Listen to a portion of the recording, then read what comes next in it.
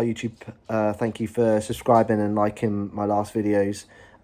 This is a second video follow-up, but I want to talk about a few things in this video that I didn't cover last time. So, number one, James Harden's contract. I think that's worth mentioning and having a little discussion about. Number two, Summer League. And then number three, I want to talk about the organisation and some of the changes I didn't talk about at the front office from last time. So James Harden, great sort of news that came out with his contract. You know, he really believes in himself because he got that opt-out option as well. So I think it's a win-win for both parties. I really appreciate him wanting to change his sort of perception of him, because people just think, he's selfish and all that sort of thing, but he's proven he's not by taking less money and trying to build let a team built around him and Joel to be contending better next season. I said in my last video, I think we were an Eastern Conference Finals team on paper. I think with the better additions we can add, and I think I've been happy with what we've added so far. We're definitely better, but so are Boston, and so are some of the others. So the Bucks. So yeah, I think it's a real positive, and I'm repping the Harden jersey today because I think he's great for doing that. He's been working out all summer. I've seen all the videos and things. That Sam Cassell video, what a great video. Because you missed. I won't repeat it in case I get a violation, but obviously insert swear word. I thought that was great, so I'm really looking forward to seeing him at his best. I think he generally had some injury or some sort of issue last year that stopped him from being at his best. So hopefully we're going to see that. But Harden definitely for me has become a legend. Could become a legend in this city if it all pulls off over the next couple of years with that contract being team friendly. So yeah, a couple of years of championship runs will be fantastic for me. That will make him a hero.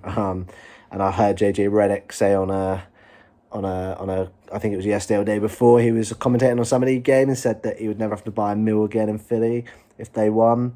Absolutely right. I don't think us Philly fans would let them go into a restaurant or a bar and not buy them a drink or their food if they won a championship. Jason Kelsey, Lane Johnson, all those guys, they won't have to buy another drink or meal again after their Super Bowl. So same applies to the Sixers. So yeah, I think James Harden, props to him, and let's see what he can do, because he's promised and said that he's gonna make all these things, and he's followed through on the contract. So let's see if his body's gonna be able to do what he said. Summer League, wow! I used to like watching the show called The Starters about they used to do a segment about overreaction. It's only one game, but or it's only this, it's only that. But there's a lot of overreaction on Summer League because of B-Ball Poole and Isaiah Joe playing really well, and then some people writing off people like Springer and some of the other guys. But for me, Joe and Poole have just kind of proven what they are, which is they're good, solid players that are end of a bench rotation. Would I like to see them progress a little bit more? Yes, I would. And do I think they've progressed? Potentially, but it's hard to tell from the Summer League. The thing is, they need to put up the numbers they have to show that they are better than what they're playing against, which they've done.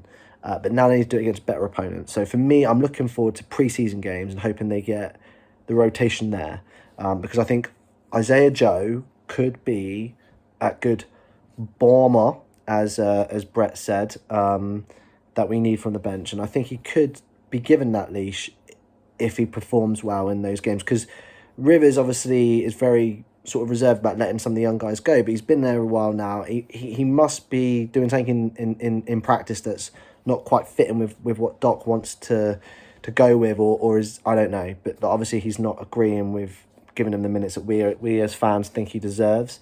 But all we can do is keep putting those performances out there, and hopefully that will give him his opportunity. For me, I want to see him getting, both of them getting 20 minutes in a preseason game and putting up some good numbers, and if they can do that, then that for me will help, because we've got some good players in, with House and stuff like that. We have got some good players coming in. Melton, House, they're gonna be part of the bench rotation. So we just need those final pieces. Especially because we haven't got another centre in yet. So is B-Ball Poole going to behave backup centre minutes? If so, he's got to maintain that performance and stay out of foul trouble. And then the last thing I wanted to go through really was the organisation stuff. So I think we haven't really, I haven't seen many people talk about it, but, Chris Heck is left, and obviously Michael Rubin left. Rubin, we think, potentially something going on there with Harden and under the table money, college athlete style. But with him with the changes that we're making, with them two guys leaving, I think that there's going to be more of a focus, or I'm hoping there's going to be more of a focus. It seems like the organisation is there because they've got their fingers in many pies. These guys, they're I know they've got the Devils, Crystal Palace Football Club, and probably some other stuff that I'm not aware of. But this thing that they own, the Sixers, obviously to them it's not a basketball team as per se, it's a business. But this business has got the best chances of success. So I think if they go all in and the structure's there from the top to the bottom, I think Elton Brand and Moore are doing a great job. So for me, I like that structure. And I think a lot of people underestimate what EB does. And I think he does a lot more than what we think with regards to that player personnel, because he's got that relationship with the league and some of the players, whereas Morey has got that reputation of being a great GM, but I don't think he has that bar with James Harden and some of his ex-Rocket players, that personal relationship that can get those agents and free agents and get those players in. So yeah, I think with Het going, that I've heard mixed things. I won't say too much because I was part of a group where maybe one of his family members were, and I heard different reports. But the black jerseys, it'd be great if they do come back. I love those Iverson jerseys. I call them the Iverson ones, but what I mean, early 2000 ones. That's no disrespect to Eric Snow and George Lynch and Mutombo and all those guys, but we just call it the Iverson jerseys.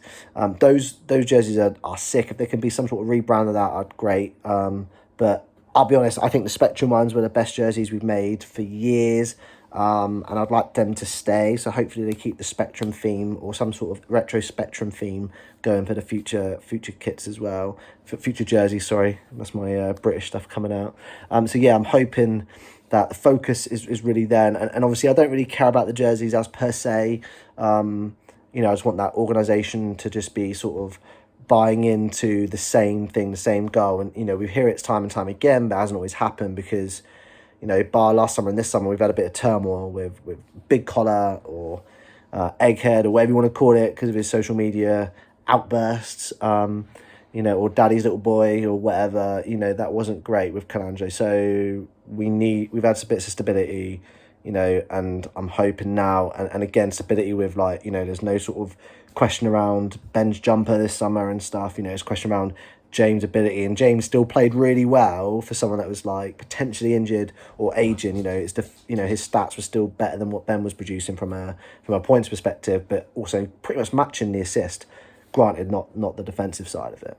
But yeah, that's my thoughts. So please like and subscribe if you haven't already. Please keep sharing this. I really appreciate all the support I can get. And as I've mentioned before, this is being recorded on my iPhone. I am getting paid soon, so I want to upgrade my equipment and make it a bit better.